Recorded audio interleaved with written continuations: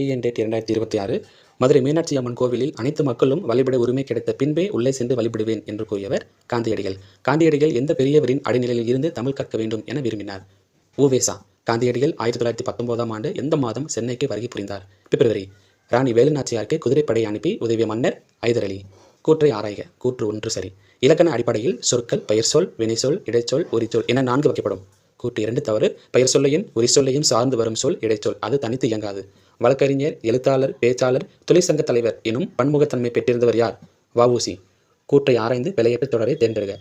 ஒரு அழகிய சிற்றூரில் ஒரு குளம் இருந்தது. இதில் ஓர் அப்படின்னு வரணும். ஒரு இரவும் ஓர் பகலும் சேர்ந்தது ஒரு நாள். இதிலும் ஓர் அப்படின்னு ஸ்டார்ட் ஆகணும்.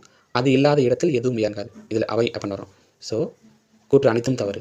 சொற்பொருள் தருக. தண்டருள், குளிர்ந்த கருணை. கன்னி என்பது எத்தனை அடிகளில் பாடப்படும் பாடல் வகை? 2. வ.உ.சி. சுதேசி நாவாய் சங்கத்தை பதிவு செய்த ஆண்டு 1906. தாயுமானவர் யாரிடம் தலைமை கணக்காளராக பணிபுரிந்தார்? திருச்சியை ஆண்ட விஜயகுருநாத சொக்கலிங்கர். தமிழ் சொல் தருக. பேட்ரியாட்டிசம், நாட்டுப்பற்று. கலீல் ஜிப்ரான் எந்த நாட்டை சேர்ந்தவர்? லெபனான். தனி ஒருவனுக்கு உணவில்லை எனில் இந்த ஜெகத்தினை அழித்திடுவோம் என பாடியவர் பாரதியார். மணிமேகலை கூறும் கோமுகி பொய்கையில் டேஷ் திங்கள் முழு நில நாளில் அப்பொய்கை நீரின் மேல் ஓர் அரிய பாத்திரம் தோன்றும். வைகாசி திங்கள். மணிமேகலை கையில் இருந்த அமுத சுரப்பியில் முதலில் உணவு இட்ட பெண் ஆதிரை. கோமுகி என்பதன் பொருள் யாது? பசுவின் முகம் போன்ற பொய்கை. தாவரங்களின் உரையாடல் என்னும் சிறுகதை தொகுப்பு யாருடையது? எஸ். ராமகிருஷ்ணன். பொருளின் உறுப்பை குறிக்கும் பெயர் எது?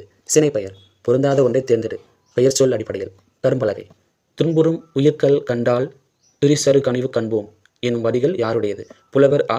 முத்தரையனார், மலேசிய கவிஞர். நீதி நூல் பயில் என்கிறார் பாரதியார்.